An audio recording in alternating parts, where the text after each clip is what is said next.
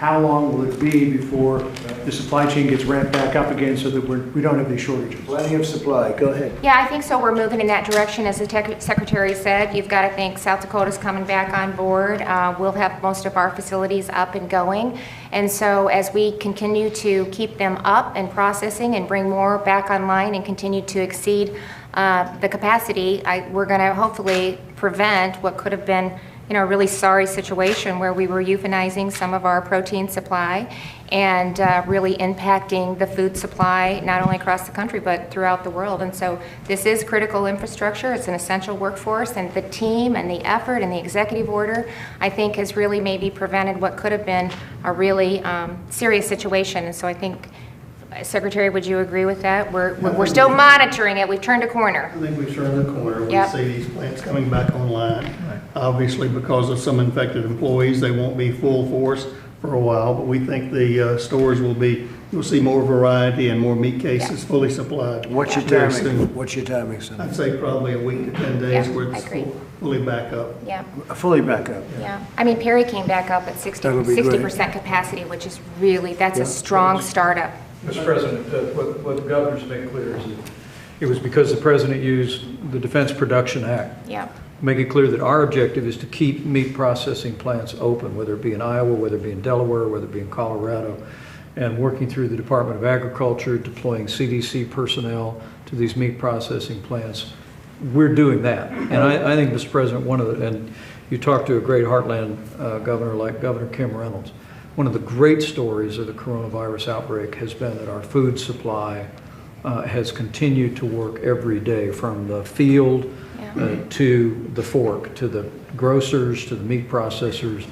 And thanks to the President's decision to use the Defense Production Act, we now have uniformity, and the objective is to work every day to keep those meat processing plants open, and the ones that were coming down are going back online. Yep. While we're trying to keep the workers safe and healthy along with these guidelines. And it's in tandem. We've done that. And so with the testing, with the PPE, with the restructuring in the facilities, they're also doing a lot of that as well, to try to social distance where they can, to put in shields where they can, to look at the lines, to separate the shifts. So, I mean, it's a partnership, really. Kim, I think we had a great talk with the owners of the plants, the top people, big people. These are big companies, actually. You wouldn't believe how many plants they have. And I think it was a very strong talk, and I think they got the message. So within a week and a half, we should be in great shape, maybe sooner. Another piece of it is, as the price for animals in the hoof has gone down, the price of box beef has really skyrocketed, and there's a huge price differential disparity there. Farmers are really hurting, whereas these meatpacking plants are making a lot of money. Is there something that the federal government can do? Farmers are asking the Justice Department to look into it, okay? I've asked them to take a very serious look into it, because it shouldn't be happening that way, and we want to protect our farmers. But they're looking into that very strongly. What exactly, sir? I said I've asked the Justice Department to look into it. To look into the Well, whatever. the disparities. Why is there this disparity? What's going on? Are they dealing with each other? What's going on? Okay? Because it shouldn't be that way. Supply and demand should not allow that to happen by normal supply and demand. Okay? Thank you, John. Any other questions? Are enough steps being taken to protect these workers? again? Or are enough steps being taken to protect the health and safety of these workers? The advocates for these workers say they're not being protected. I mean, what was it, 60% infected at the Perry plant, right? I mean, that's extraordinary. What we've looked at in each of these plants is when we have an outbreak, the CDC deploys a team on the ground. We also worked with the governor and other governors around the country to deploy personal protective equipment to allow the workforce to safely return once testing is done. In most of these meat processing plants, we end up testing everyone in the facility, and the people that are healthy are able to return with new countermeasures and new protection, new face masks or gloves, as the case may be. And we're also working with the companies to put new countermeasures into place. But as the Secretary said, our objective is two equal goals. Number one is the safety and health of the workforce in our meat processing plants, and to ensure the strength of the food supply by getting people back to work and keeping the plants open. Kim? Yeah, no, I would completely agree with that. As I said, I was on a call with most of them yesterday. Thank you for the conference call that you did, I think, this week, last week, with our producers and governors across the country, specifically addressing this processing issue. So I appreciate that very much, Mr. Vice President. Just to ask if they were having any trouble getting the PPE, that no, they were fine. We are seeing the supply chain open up. Appreciate what the administration has done to make sure that they have the adequate PPE to protect their employees. You know, this is their teammates. This is an essential workforce. They know how important it is to take care of their workforce. And a big part of it was providing them the confidence to go back into the facility knowing that they'd either tested positive and they'd recovered, or they were on a shift with other employees that had tested negative. And we'll continue to work with them. We've made it very clear if they want to do additional testing, we'll be happy to do that. But they are testing them before they enter the plant. They're doing a temperature scan. They're doing an assessment. They have to have the mask on when they enter the facility. Many times they have the mask and the face shield. They're doing social distancing. They're relaxing. Their And they feel attendance much better, policy, don't they? and they feel better. Yeah. So you know, it's a partnership. We're all working together to make sure that we're providing them the confidence of a safe environment, but at the same time, we're making sure that the food supply chain is moving and that the country is being fed, and we're Will continuing they to put the be internal. moving the plexiglass partitions? So a they little are, it's a further? fairly close working arrangement, and so they are trying to separate, I think, with some additional space between the workforce. So I know it's some of the things that they're looking at, but they do where they can. They put some of the shields, Yeah. petitions in place, yeah. Mr. President, follow up on the task force. What will Dr. Fauci's role be in the task force Same going as it forward? is now. Okay. He's been doing a very good job. We're very happy with Dr. Fauci, and he'll be doing the same, and Deborah will be doing the same. I know you'll be staying. I hope you'll be staying. We'd miss you otherwise. She's done a fantastic job. Both. No, it's the same thing. We're actually just adding some names. We may take off a couple that, frankly, you know, their expertise really no longer applies. But I think, Mike, you'll announce your names Monday, maybe? Yes, sir. Or sooner? Mr. President? Good names, and now we have A new one. a very distinguished person who really knows her A business. follow-up on beef. Apparently Wendy's has a shortage. I'll have to call Nelson Peltz. I'm going to call Nelson Peltz. They're going to be okay. They'll be all They're right. focusing on- Basically, you're saying in a week and a half, you think everything's going to be good, or sooner. Yes, Would you make these sure, plants please? are opening As we speak. Yeah. This week, first of next week. And you're going to have to push them. Yeah. And they're ramping up capacity, so. Okay? Mr. President, you had said earlier that when you were talking about winding down the task force, you've heard from a lot of respected people who wanted you to keep it open. Who were some of those? Well, I'd rather not say, because some of them aren't going to be able to make it. People want to be on the task. They want to be on everything. You know, I've never seen anything like this. Anything having to do with this, they want to help. Yeah. The biggest people, they want to be on. They want to be on the committees. They want to be on the financial committee or the sports committee. I've heard. That's all I do. I get calls from people, the biggest people, they all want to be on. Enemies of mine, people that don't like me, want to be on the committees. I said, that's strange, but they all want to do and they all want to help. So we're going to be announcing some very good names. Now, in this case, you know, we want professional names that can help us, not just names where we put it on for the status of the task force. We don't need status. We need results. Mr. President, last week when you were in the East Room, I asked you about intelligence regarding the source of the virus. You suggested that you had seen some intelligence that gave you some confidence that it somehow emanated from the Institute of Virology. The Secretary of State on Sunday said the same thing. Where are you now on that issue? No different. No Have different. you seen anything else that gives you No, and I don't think there'll be a big difference. If you ask me that question in 2 months, I don't think there'll be a big difference. I think we know, and I think you probably know too.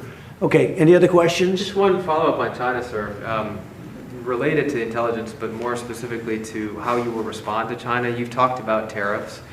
Would you like to put tariffs on China as a punishment, or would it be more related to China not actually... I don't want to talk about that now. Okay. We're in the midst of some very big things, so I just don't want to talk about that now. Are you satisfied with China in terms of how it's fulfilling the trade deal, phase one? I will be able to report on that the end of next week. They're buying a lot of farm product.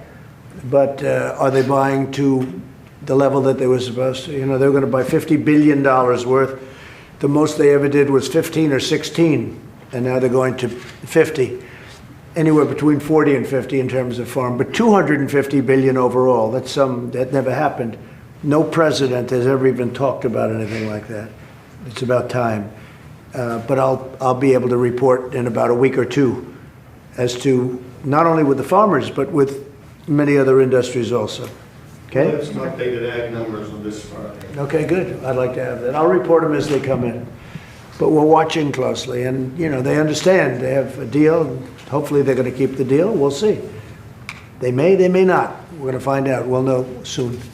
On the ventilators that you say you're giving to other countries, Yeah. how do you decide to get them? Do they have to return them? Well, we have thousands of ventilators right now under development and already in storage. As you know, we're stockpiling. We have over 10,000. We've sent them to states. The states are all, you have plenty of ventilators, right? Did Yeah. you ever think that was possible? No. They never wrote a story about it, Kim. No. And that's a tough one. We're at 80 to 85%. That's not like a availability. swab. That's not like a swab. That's a piece of cotton. This is a big deal doing a ventilator. So countries know that we have tremendous tremendous volume, and they've been calling. Nigeria just called. We're giving them 250 ventilators. We have many countries, I'd say 12, 14 countries are called. We're sending quite a few to France. We're sending quite a few to Spain and Italy. And we have other countries. We have 4 African countries located in Africa, who are really in bad shape, frankly, very bad shape. And we're sending them quite a few. So we're in a position where we can now help other people. Because basically, what are you talking? You're talking about people dying. You know, it's not a question of countries. You're talking about a lot of people are dying. And we make a great ventilator, as you people found out. Your people actually told me. You know, there are good ventilators and not so good. We go top of the line. We're making all top of the line. So we're sending them to a lot of countries as they need them, and they call. And are those donations, will they have to be returned? So we're working on that, and in a certain way, I like them to be donations. I really do. I think it's goodwill. It's hard to say you have to pay us in order to save people from dying. And I'm the first one to say you got to pay, but you know, this is something that's a little bit different. I think it's something they really appreciate more than normally, like, you know, you're doing some trade for some linen or whatever it is. A ventilator will save lives. And they are really, some of these countries have none. Larry Kudlow knows. I mean, you know the kind of calls we've been getting. They're like desperation calls, because you can't make them. It takes you months and months to get them set. We did it in weeks. The people did an incredible job. I was very proud of them. There's not been something like this since World War II, you know, especially that, because it's a big piece of equipment, very expensive, and very complex. You know, it's a very highly complex piece. The air has to flow at a certain level. You know, everything it's a very, very complex piece of equipment. So it's a good question, but we have many countries calling, and we're helping as many as we can. Sir, when you said a little while ago here that this was a worse attack than Pearl Harbor and 9/11, are you suggesting that COVID-19 is an actual act of war? I view it as I view the invisible enemy as a war. I don't like how it got here, because it could have been stopped. But no, I view the invisible enemy like a war. Hey, it's killed more people than Pearl Harbor, and it's killed more people than the World Trade Center. World Trade Center was close to 3,000. Well, we're going to beat that by many times, unfortunately. So, yeah, we view it as a war. This is a mobilization against a war. It's in many ways, it's a tougher enemy. You know, we do very well against the visible enemies. It's the invisible enemy. This is an invisible enemy. So, but we're doing a good job. What's your assessment, Mr. President, of the volunteer program that Jared Kushner put in place to ramp up PPE? And did it, as has been charged in a couple of news articles, favor people with political connections to you? So I just heard that. I can only say this. These were young, brilliant people that were brought in because they have great expertise in this. People that love the country. people that I don't think were paid anything. In fact, some of them were very rich people where they were able to sell their company. I mean, some people would say nerds, okay? This is what they do. And I think they helped us a lot on ventilators. I wasn't involved in that, but I think they helped us a lot. You know, to them, they can look at a ventilator and it's a very simple machine. Somebody else looks at it, they have no clue. I think they did an incredible job. Now, I don't know anything about any of the details of it, but it was a well-oiled machine. They were able to get things that nobody else was able to get. They got good pricing. Pricing, by the way, was not the most important element, but pricing was still, you know, pricing's pricing. But we were able to get gowns and gloves and masks and all these things at a very early point. Now we're making a lot of it. You saw it yesterday where we're making masks at Honeywell. But I will say, Deborah, you saw it too. I mean, the level of ramp up that we did so quickly.